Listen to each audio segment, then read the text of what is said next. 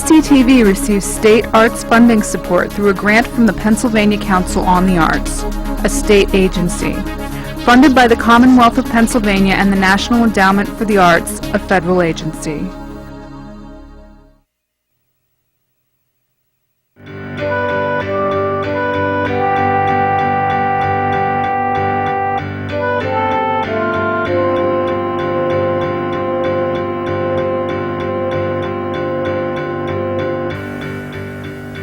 New Arts Alive features a guest artist who will share their work for a better understanding of today's art.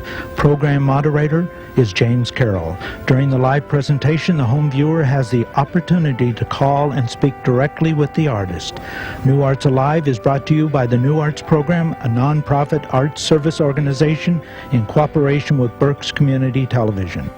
New Arts Alive is supported in part by the Pennsylvania Council on the Arts, local government, area businesses, NAP memberships, and individual contributions. Good evening. I'd like to welcome you tonight to New Arts Alive. I'm James Carroll, and sitting right next to me is Lisa Foster. She is a painter, and she happens to live up in Vermont, the most northern part. In fact, she almost looks across into Canada. I do. And Lisa used to live in Kutztown a number of years ago. And what we're going to do is we're going to find out all her secrets. Yeah, right. You wish. And she's going to share them. She doesn't know it, but she is. Some of them. And so what I would like her first to do before we go into the investigation of them is for Lisa to give us some insights, just a little synopsis of what you do and how you go about it in a very quick way. Okay. I'm Lisa Eshleman Foster, and I moved to Kutztown area in '64. My father was a professor, and I've been an artist probably since I was able to hold a color crayon or something, because I can't ever remember not being an artist. As for secrets, I'm pretty sure that you might see them right when you look at my work. No, you never grew up. Oh, I knew you would. Everybody thinks that. It's kindergarten work, but it's not true. I spend a lot of time. I spend a lot of time in my studio. I did go to Kutztown University. I went to Kutztown State College when it was a state college. James was one of my professors, and that's where I'm from. I live up in Vermont now. I live in Newport, Vermont, which is about 6 miles from the Canadian border. I'm involved in the arts up there, but mostly theater. I work in a theater called the Haskell Opera House, which straddles the border of America and Canada. The line actually goes through the audience, and it's the only theater in America with no stage, because the stage is in Canada. I do everything at the theater, from sets to acting on the stage. I've never directed a show, but Just like you do every day. Huh? just like I do every day. And I have to memorize lines. A lot harder than doing the artwork. I like to tell stories through my paintings. Are you supposed to ask me questions? I don't know. Well, why don't you just... Okay, I tell stories through my paintings. I do individual paintings. Each one is a separate story, but when I show them, for years, I have put them together as one big environment. So you're walking into a show of mine, kind of like diving into a cold pool of water. You might be shocked at first, you might hate it, you might get drawn in and say, wow, I really like that, or I can see I see something different. So I'd like to show you a slide of one of the Go right a ahead. part of what's on it. There it is. This is me at the Catamount Arts Gallery in St. Johnsbury, Vermont, where I had a show about maybe 4 winters ago. It was a very comprehensive show, and I must have had at least 250 pieces in it of work, including large paintings, small paintings. Let's see if I can, wait, no, wrong way. This is called Alien on a Train. It was one of a small watercolor I've done. Don't go so fast. Okay. Honestly, I can't remember the name of this painting. That's all right. A guy in the desert. That's not the title. And, what are these? Those are pyramids. The pyramids. He's definitely in Egypt. Okay. Notice sunglasses. Obviously, he's in the desert. He has sunglasses. And outer space? No, not outer space. This is somebody who is. You can't see it. Not a good slide. He has thoughts coming out of a hole in his head. It's cut off. It's not a good representation. Okay. So these are just... that little one down here? That little painting in the corner is actually from when I was in college. It's a life drawing I did. I would come, and this is long ago. I graduated in the 70s. But my work then is as fresh to me as it is now, and I don't believe in dating my paintings, so I know that I did that a long time ago, but looking at it, you may not know that I did that a long time ago. Because it's cut in, it's paper, I cut it, and I sewed it together.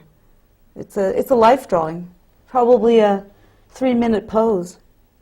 So, actually, James, you were one of my first drawing professors. You learned me how to draw free, that's what I think. I'll go to, I have to go, sorry folks. Now this is a newer painting, even though I don't date stuff. This is a painting about, it's called Being Bad, with some sisters in it, and they were really being bad. They're pulling each other's hair and fighting with each other. That's because you had sisters. Yes, I had Your two experience. sisters. I'm very experienced with my sisters in fighting. Although we didn't usually go around without our shirts on. I also I don't just paint flat on, I just don't use paint. You cannot see the details, but this painting is very three-dimensional because the fabric is actual fabric. There are beads involved in this, and I can't point to it. It's on the computer, but there's this is a piece of net, and they're holding a piece of fabric, and there are things with this is a three-dimensional bird that I think it's not painted on. I painted it on canvas and then put it onto the painting. Well, it's just some of them are quite, when you get the suggestion that there's real things in there. Yes. I'm not interested. That you can see the draping. I'm not interested in painting a piece of fabric that looks like drapery. I'd rather put the fabric in there, and it does better than what you it does better than what I could ever paint, probably. Well, I mean, I put my mind to it, but I'm not interested in doing that at all. Another aspect of my work is that it glows in the dark, so that when you turn the lights off in the gallery or in your room where you have these, there's another painting there. And I can't show that to you. You just have to come to the show. Then in some ways, having a kind of motion light going on and off, you could actually stimulate that to do that, couldn't you? So you could have both instances. Yes, you could. Every minute, yes. Or it would change. Yeah, that's true. That's true. Yeah, you could. I never even thought of that. I never thought of that at all. That might be distracting. I'm just thinking of it because we just put them up in our our house. Actually, when I had this show and I had people, this painting was from the show I just had up in Newport in the Memphremagog Arts Collaborative. I would have people come into the gallery, and then I'd say, just freeze, don't touch anything, and I'd turn the lights off so they could experience what they look like when they're glowing. although the glow-in-the-dark paint doesn't really work so well unless you have direct spotlights to charge it up. When you're using glow-in-the-dark paint, you have to charge it. And that gallery didn't have enough light, so they didn't really glow that well. So you have to have spotlights on them to charge up the paint. Now the green here that you have a pattern on the figure on the, It's a chair. the back of her, Yeah. that you painted. That's painted, and she's wearing a velvet. She's in a red velvet robe. You can't see that, but that is not paint, that's velvet Oh, on there. yeah. It looks pretty dark. This is painted. This is a glass. She's eating donuts with her. They're eating donuts, and that donut is it's a piece of gold. And it has beads on it. So let me go. We're done. Mermaids. Oh, this is a very old painting. It's called Blue Fox. It's one of my very few that are on stretched canvas. It's done with enamels, acrylic, and that paint that's in between acrylic and enamels, for alkyd paint. Okay. It's Still, it's a solvent, turpentine solvent, mineral spirit I solvent. think so, yeah. It gives a flat look. I'm very, I use a lot of, I know my paints, and I use the glossy I use glossy enamels for where I want glossy, and I will use acrylics when I want sticky. I think acrylics are sticky paints. In my palette, they're sticky. Enamels are smooth, and they well, they have less pores. yeah. And any pores that are in it are very, very fine. There are also, if you do a painting, let me see if I can find one. No, we'll come back to this one.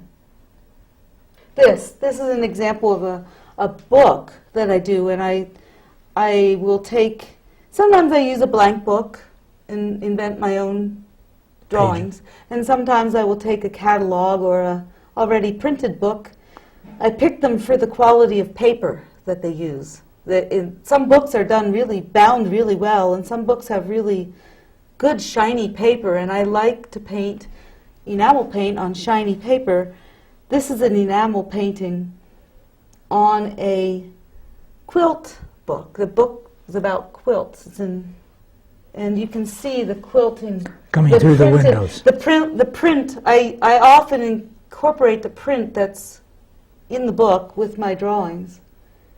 And yeah, I do a lot of books, and I like to use enamel paints because they don't stick to each other when they finally dry and you close them. You can open them without any problem.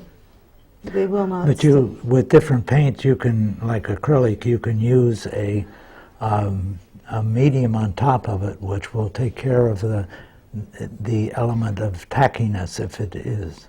And then you always see that. You always see that. Oh, well, it changes the quality. Yeah. Usually it makes it, the glossy has a sheenness to it that is very different from matte, yes. So I don't do that. I mean, I might. I'm always open for something new. This is called Coffee at Jeff and Kay's, if you want to go back into the computer. When I was in a show and I had just so much space in the wall because it was a group show. So instead of framing my work, I made a frame of drawings, and I put the drawings. Is all around the edges and the frame. Is the frame of the painting, which is on canvas. It's a flat canvas. So they're glued on? I'd say, no, it's tacked on. No, I did it on the wall. I hung the canvas on the wall, then I made the frame around it. And so what happened when you took it down? I had to put them all back in the portfolio. No, I mean, did the frame fall apart? Or? Yeah, no, it's just the word frame. I'm using just the word frame. I framed my painting with drawings. Yes. So it's not on anything. It's just right on the wall. Okay. So I took them off individually. Yeah. Yeah. And this When was painting is this done? acrylic.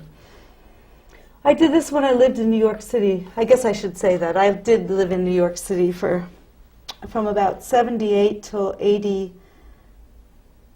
maybe 80. I lived on the Lower East Side, and I had a studio that was about as large as 12 feet by maybe 15 feet. I had one wall, and I had about 24 inches at the most coming out from that wall, and that was my studio. And this was from then, from the 70s, and the 80s, the early 80s. I did a series of 12 Is this paintings. the earliest one that you have in? No. Oh. You mean in the whole of... All of your collection of work? Was the Blue Fox painting that you saw was before this one. Oh, okay. No, this is not... No, these...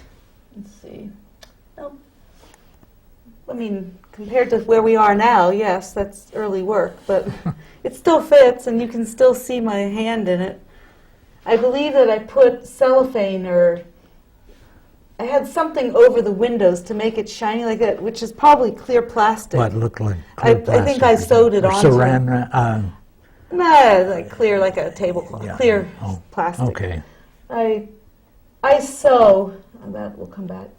This one we have right here behind James, if you'd like to show. I'd rather have you show the live one. It's behind James. It's called Director. She's directing. She's directing. That has fabric. That's fabric, and the glitter is something that I got from my wonderful professor, James Carroll, because when he was a professor, you could go to him and say, "Hey, James, I need some glow-in-the-dark pigment, or I need some glitter," and he'd open up this really wonderful, magical cabinet, and he'd say, "Bring some baggies, and I'll give you some." And I still have it, and I still use it. I didn't use it all up. I kind of hoarded it. So that's Director. This is another good book. If they're going close up on that, she's that is enamel on paper mostly. The fabric is corduroy fabric, and it's I use one-shot enamel paints for my enamel paints. Even though now they don't put lead in them, they're not as good as they used to be. Well, then you have to switch to another red, or maybe look at a different brand. I know. Some things go away. I know. I mean, they disappear because the basis of the color is they don't have any. Right. Well, that's a fluorescent color on that. Those are I hard use to a lot work of with. fluorescent colors, and I they know. don't make them anymore. Not in good. They make them in acrylics. Right. This is another page of the book, but this is not the same book as the other one. This is a Murray McMurtry chicken catalog that I've redone into a book about chickens. You should get Well, together with Jim Clark. I am together with Jim Clark. I mean, we don't ever collaborate, but I tend not to look at a lot of art, especially because I don't want to be influenced. I have a originality. You don't have to be influenced by seeing it. No, but indirectly, whatever you see always influences you, don't you think? For me, I do. I Challenge it. Yes, yeah.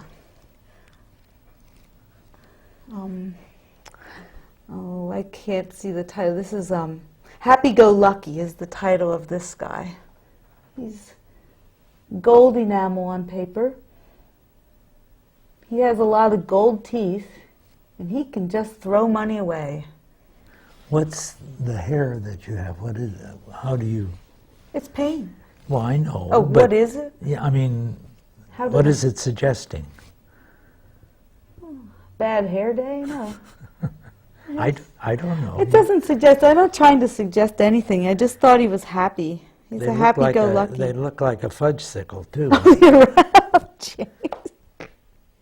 I mean, they have a stick. And They could be feathers. They do have a stick. A lot of my work comes, when I work in my studio, I put the music on and I listen to music and I kind of go into a unconscious consciousness, which is where I pull a lot of these images from. I can't really tell you that this is somebody I know, and I can't tell you why he has feathers on his head or why he has an orange hairdo like that. But I definitely say he, so he's definitely a man. It is not political. This one is not political. Is that a dollar bill? Yes, it's a dollar bill, yeah. Okay. It's hard to, I have trouble photographing my work. They're not professionally photographed, obviously. I can't afford somebody to come and take good pictures. So the quality of the pictures doesn't really show the true color of them. But there isn't anything that's the same as Looking at art. seeing the real thing. Another thing is when you walk into my show, because they're enamel paints, there's a certain smell of, I use all the senses. I like to say that a person who may be visually impaired could come into my show and still experience the show, because they're allowed to touch them. They're not really fragile. And I would like to have, people who, I'd like to actually have I'd like to know what they think about it, what they would think. I haven't had anybody that has ever come up to me and told me that, but I certainly would like it. It'd be neat. I've had people react to my work. In the last show I don't think I have we'll go to that later. In my last show in Vermont, in the gallery I was at, I had the downstairs part of the gallery. The upstairs part is all crafty stuff and not, it's paintings more like Norman Rockwell paintings than my paintings. That's the country of Yeah. Norman Rockwell. And so I had people actually go down the steps. You had to walk down the steps and go into the room, and some people would come down, look around, and go out like right away, practically run out of the room. But I had a woman who did that, and then she said, and I wasn't there when this happened, so I wasn't me probably, she said, something drew me back down into that room, and I came down those steps many times to look at your work. And she said the more I looked at it, the more I understood, and she went out of there a happy camper. She saw what I did down there, and it was positive for her. Another thing is because I show so much work and in one spot, people go and they're drawn to one painting. And you'll see people standing in front of that one over there, and they'll have a completely different story about that picture than I had as the artist, which is, I'm into the stories, I'm into what you think about, your story, when you're looking at it. And I can tell them, they like to be into my story too. But I'm interested in what they think. You ever do a catalog for your work? Have I done one? I'd like to. Yeah, I haven't had the opportunity. I'm not very well known. A legend in my own mind. Yes, I'd like. When I do the show with you, I will have something of a catalog. That'll be my first one. Well, I call them booklets. That's all right. A booklet's good. It has a lot of images of it. I know. We talked about doing some in color. And it's going to be from here, so give them some insights into the show I'm doing. Your work.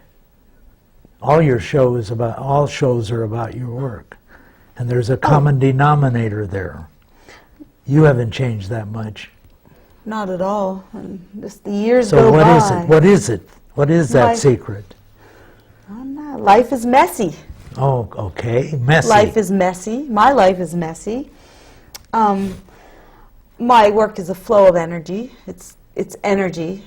It's your energy. It's my energy. I have a lot of energy. I have a bottomless pit of ideas. I will never be able to put all my ideas on paper. I don't have enough time. Even if I stayed in my studio for hours, which would drive me probably nuts, because I can't do that. I'm dedicated, but I can't stay there for more than 24 hours straight. You have to come up for air. But I have a lot of things in my mind, and I love that they flow right out through my hands. They start up here and they come out. I don't know the secret. I don't know the secret. We should end the show with that line. But I also tell stories through my heart, so I am using experiences that I've had. Maybe. Or that you're going to have. Or maybe that I'm going to have.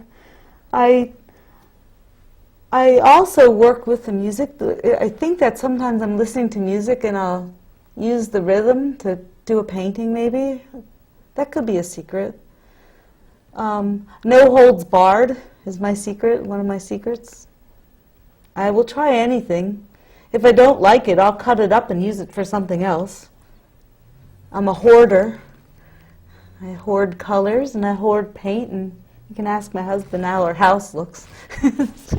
Except you don't have to go through like little narrow You mean corridors. you open the cupboard, and instead of glasses and things like that, there's containers of paint? Not that bad. Oh, I paint right now. My studio is an apartment, though, so there is a sink in a bathroom. so you drink paint? No. No. No, but I make cakes that look like my paintings. Oh. I can do that. Or is it the other way around? Make paintings that look like cake? Could be. Have your cake and eat it too? I like to have things. I guess that's another secret. I'm prolific. Lately, though, I've been, because I'm also teach, so I do have a job. I don't just do painting. I have to go to work. And if I have some time, if I have an idea, I will sketch something out, which is new for me, because I don't usually sketch anything out. I start with a blank canvas, and I go from there. And I just look at the colors, and I choose the color I want to use. Here's a secret. I work on maybe 10 pieces at once, at one time, at least 10. I don't know if I have a picture of my studio in this. I don't know if I do. Let me look. Oh. Is that it? No, hold on. The building that you had there? No. That's one of my studios. Okay, I'll go back. Okay, bring that one up. That is one of my studios. What do you mean it's one of them? You got a number of buildings like that? No, I don't have a number. That's where I work. That's one of my jobs. That's not a school. That's my summer job. I work at the lake, and I'm a boat inspector. And I have to sit at this shack for 12 hours a day from 6 to 6. And it's a long day. Can you do anything you want to? I can do anything I want to while I'm there, as long as I greet the boaters that come in. We look for invasive species. The boats that come in might have milfoil or zebra mussels, and so if I find, that's my job. I have to inspect the boats for the invasive species so we don't bring them into our lake, which is clean. And so we keep our lake clean, and that's my job. And if you find, but there's a lot of times that boaters don't, it's a long day, and it's in the middle of nowhere, and there's not that many boats. I mean 17 to 25 a day maybe on a good day, and on a busy day 75. But so do you take your paper or your canvas? yes, I can't work large there. I do all my small, I do things like, let's see,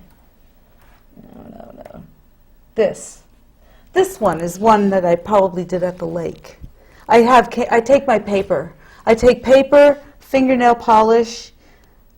I use color pencils, watercolors, anything that makes color that's not. I never use pastels, and I never use charcoal pencils.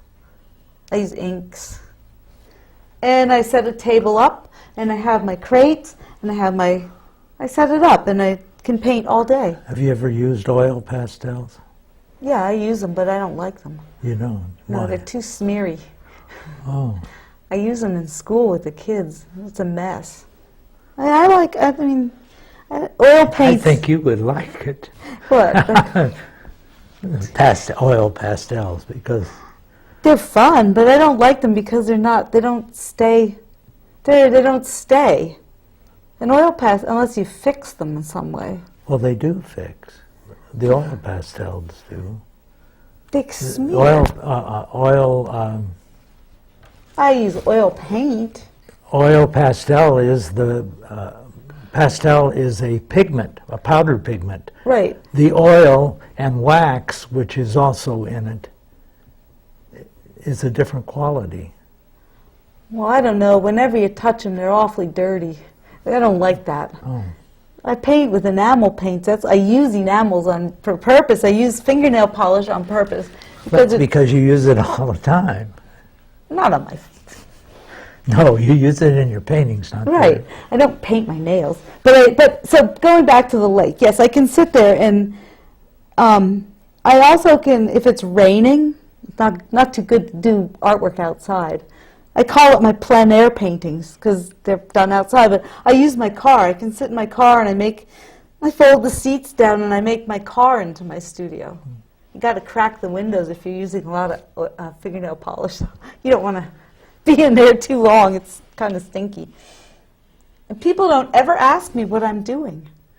They see me doing my artwork, and it's rare that people come over and ask me. And I talk to, that's my job, but they never ask me. That's okay. Let's see. Oops, that's it. Go back. I'm going to take you back to... The beginning? No. Oh, here. This is... Oh, look, I'm wearing the same shirt in this picture as I have on today. Yep. Guess on my signature shirt. We don't know if you're there or here. You might not know. Are you getting old or what? He's always ribbed me forever and ever. That's the show in the Mem for Magog, the Mac. It's called the Mac Gallery. And I dedicated that show to my father, who passed away in 2015. Very close to my dad. He was a poet. Actually, he had Poets Pause here at BCTV years ago, and he'd invite poets to read their poetry and encourage them to speak. And I was one of the poets. There's another secret. I'm a secret poet. Not too secret, but a lot of my paintings have poems on the back of them that You mean correspond. the titles? Not the titles, no. They'll have an actual poem written on the back of them. The painting kind of illustrates the poem, or the poem kind of illustrates the painting. But these that are in the studio don't have anything. Not these are smaller works. So in this picture, this is how you come down into the gallery, and it was the installation was a cohesive installation where I had two big paintings on each end tying the whole show together, dedicated to my father. Hard to tell with this little picture, but... and What's this over here? That is a Christmas tree Made of with what? stockings. Oh. There are Christmas stockings that I made, and because it was a craft gallery, I thought I could sell them. And they're art. Each stocking I make, I've made some for public. I've sold some, but They're made out of velvet, and I sew them. I don't have a close-up. It's not, I don't consider that an art. It's crafty. It's a crafty thing. But I had a display of them on a spirally Christmas tree. So that became part of the show, because dedicated to my dad again. It's very of the heart and of my family. So I have to say I was born on my father's birthday. And then I had my son on that same day. Oh, you did? Yep. Which is coming up, October 4th. So, no longer for Daddy. This is a little piece called Pearly. The dish with it? Or It's a seashell. It's very small. Okay. This is about, oh gosh, it's probably the size of a golf ball or smaller. It's sculpey. I do some sculptures with... I do sculptures too. What is this? It's a shelf. Yeah, no, the shelf? It's on a shelf. Okay. It's a shelf. I didn't prepare. Okay, this painting. This painting is in Freiburg, Germany, in the gallery. And it's flat canvas, but they wanted me to put it on a frame. So I put it on some birch logs that I lashed them together. It's like a Girl Scout thing. And I traded my trip to Germany for that painting. They put me up. Well, I was with Joe Egan at those days, but they saw me as a separate artist, and I actually traded that painting for a trip. It's called Migration. Old painting, you can see that there's fabric in there, there's leaves, there's jewels. The whole thing was zigzagged around with a metallic blue thread. And then the leaves were canvas that I cut out. And if you can put the camera onto this painting over here. Let me see, this painting here. If I would frame that, I would do the frame on this painting like I did on the painting in Germany. This painting is called Condemned. It's going to be in my show Held Back, which is going to be in January at the New Arts program in Kutztown. And I'm really looking forward to it, James, and I got to tell you thank you for giving me the show, or I don't know who gives it, who awards the shows, but it's a really major thing for me to come back to Kutztown and do this show in your space, because I was part of a show in that space years and years ago with Joseph Egan. I had some work in his show, and I look forward to making that space. And I've been in your show, the Small Works show, for all the years. What do we say it was, 26, 20, what do we say that was, 28, 26 years? And for giving me the opportunity to be the artist that I am. You opened my mind to a lot of things by bringing artists to Kutztown. And although you'd never, I don't know, it's just a very special thing that you did for my artwork, for me as a person. Always introducing something different to look at. Somebody different with different opinions, whether you like it or not, you know, there they are, and you could always go to them and just learning experience. So this painting, questions about this? If you were to frame this, Okay. like you said, Yeah, I was working about it. what would you do with this bottom part that hangs I would frame under, I would put the birch, this was birch, that was birch log, so I would put it underneath, so that would hang over it. That is connected by grommets. And actually, this painting's not quite done. Can you zoom in on that any closer? The bottom part there. This part right Yeah, here. can I get up and show? Can I No, touch it? you've got No, the I have to mic stay on. here. Oh. The bottom part is a piece of canvas that's attached to the painting, as the bird is actually holding it with his spindly fingers, he's a crow, or maybe he's a seagull. He's probably bigger, like a seagull. And the man is condemned because he has some kind of a skin disease.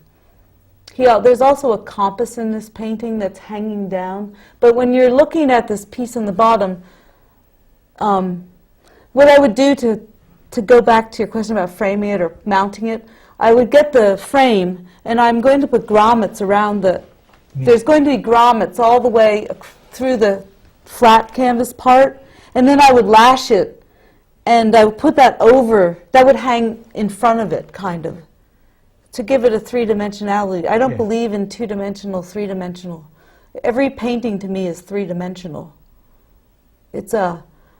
I can't do, in school they talk about 2D design and 3D design. Well, when you put something on a piece of paper, it becomes three-dimensional because you put something on paper.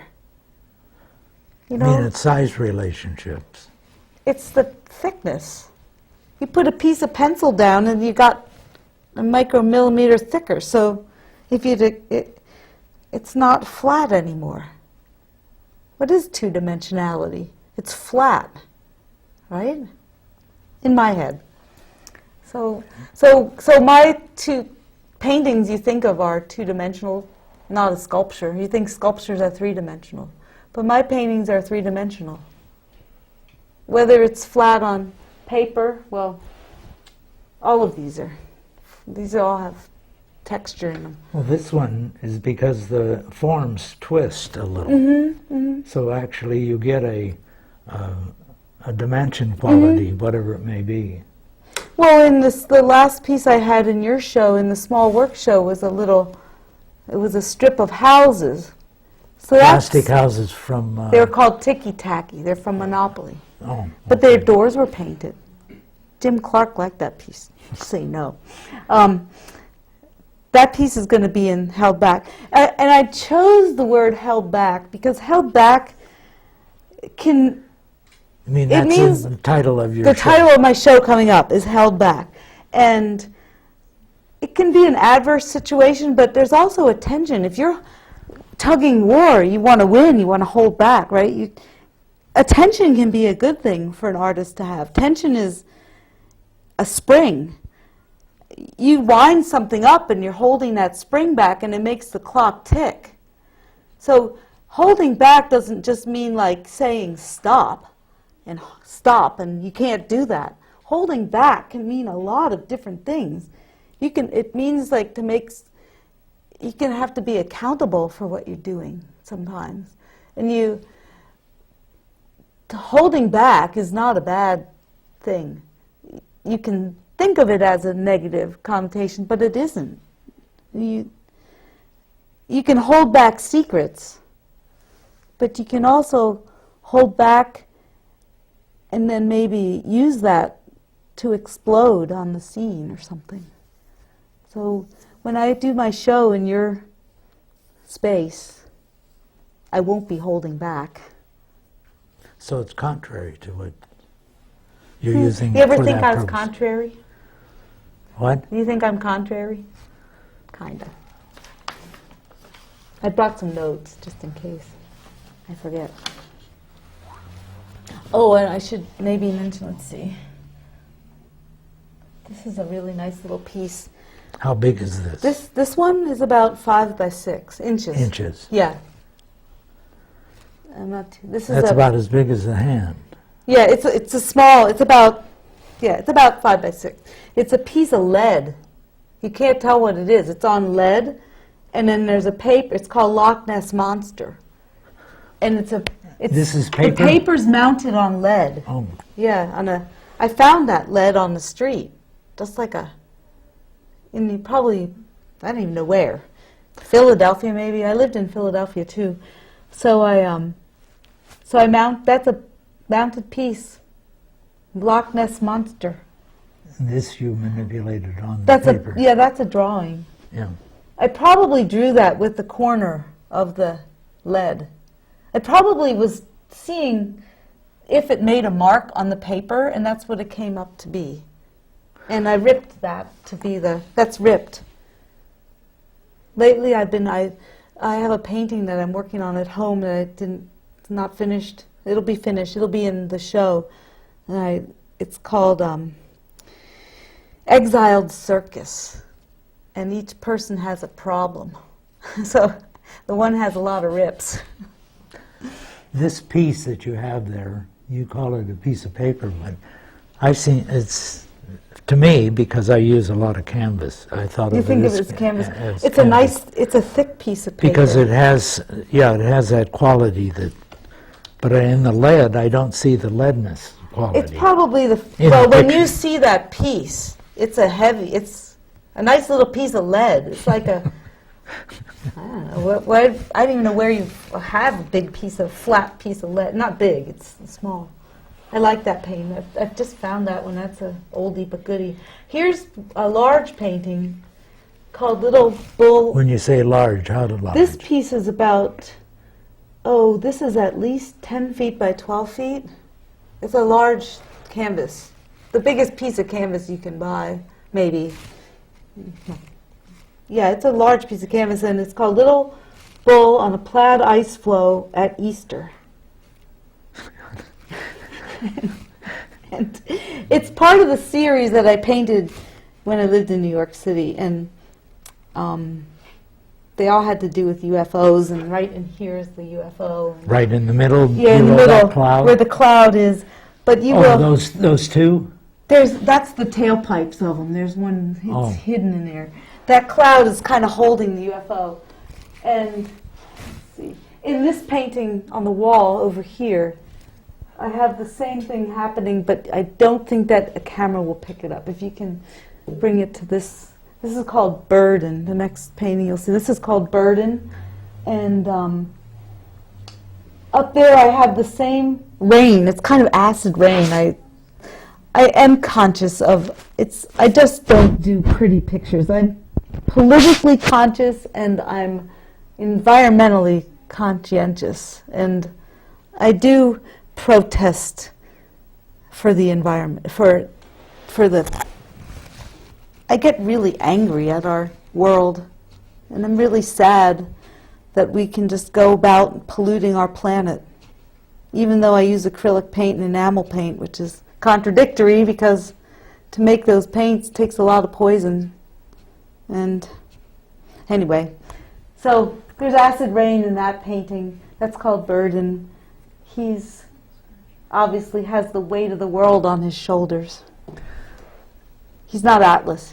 One way, from the way you speak and the visual element for my eyes, it's almost like you like creating a rawness. Right. I always keep my edges raw. Remember, you always, yeah. I create a rawness which is part of our life, which is,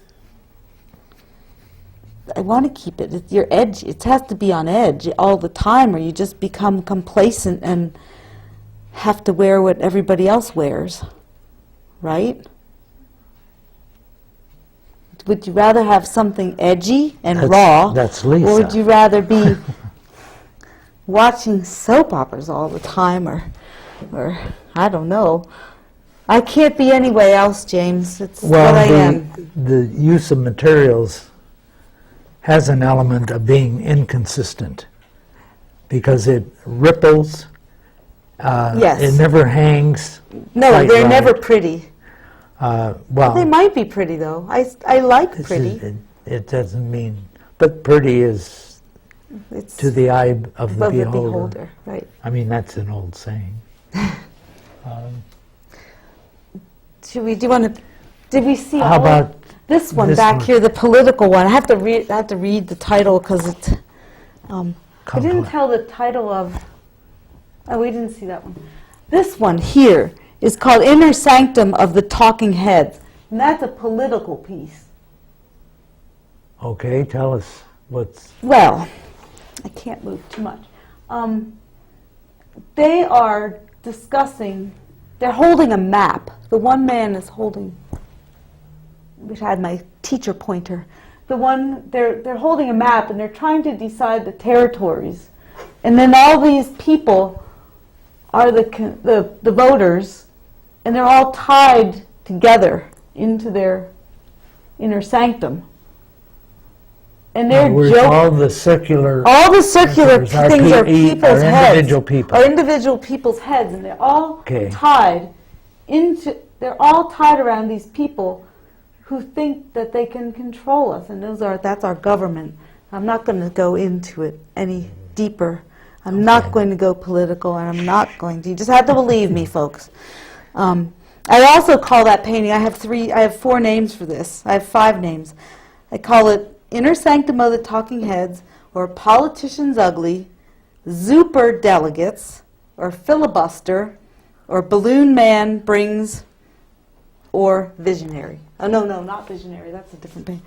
The Balloon Man Brings, but they're really people, and they're all tied to those 3 corporations. They're trying, not one of them got away. The sad part, not one of them got away. That I can tell. Maybe. Those are mean old evil people. How about And the one we haven't? That one is the one that's called, that one's called Visionary, I believe. I think that I'd be able to remember what I paint, but I have so many of them. Sometimes I have to look on the back. I don't. When I'm painting them, I come up with the titles. Okay, got it. What do you think that it suggests? This? Yes. It's a figure, yes. He's It's standing on a. On the world. Is that the world? No, you will find that often in my paintings. That man sitting on one, it's their base. It's a base to hold them to the. Okay. It holds them down to the ground, so they don't fly away. I'm not sure. I don't know. So they can't get too. He can't go far. or It's he's like a floating leash. through space. It's like a leash. Yeah, kind of. He's but in a it's- net. Actually, he's caught in a net. Oh. That's a netting that he's. They've been using nettings. I mean, we only have we have a minute, so do you want to wrap it up? How shall I Okay. wrap it up? I do costumes. I designed and sewed over 100 costumes for Seussical this summer. Then I was on stage. Let's see if I have a last picture. No. I'll end with that. You can put that one up. Just briefly, you'll see this this painting is a couple people. I'm not going to say anything else about it. Come see the show. You'll see this painting. I'm not going to say much about it because I cannot take a picture of this painting. It's impossible. How big is it? Maybe 6 feet by 5 feet. Not real big. Big enough. But it's very three-dimensional, and it's, you'll see. Come to the show in January.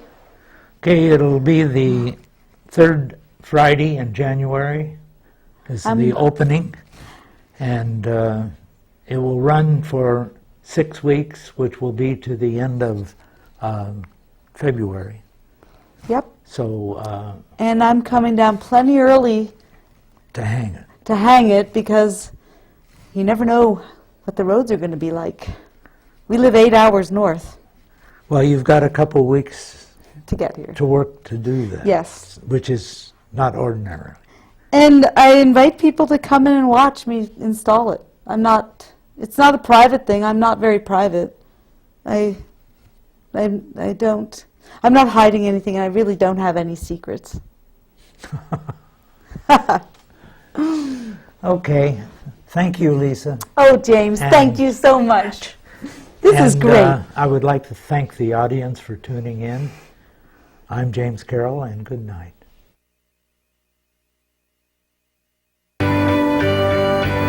New Arts Alive is produced through Berks Community Television and can be seen live on the second Tuesday of each month at 5 p.m. Consult your local community cable service for live and repeat programming. For more information about the New Arts program and its consultation residencies of artists from the literary, visual, and performing arts, call 683-6440 or write New Arts Program, P.O. Box 82, Kutztown, Pa 19530. Or visit the office and exhibition space at 173 West Main Street, Kutztown, PA. Hours are Wednesday, Thursday, and Friday 1 to 5, Saturday 10 to 2, or by appointment.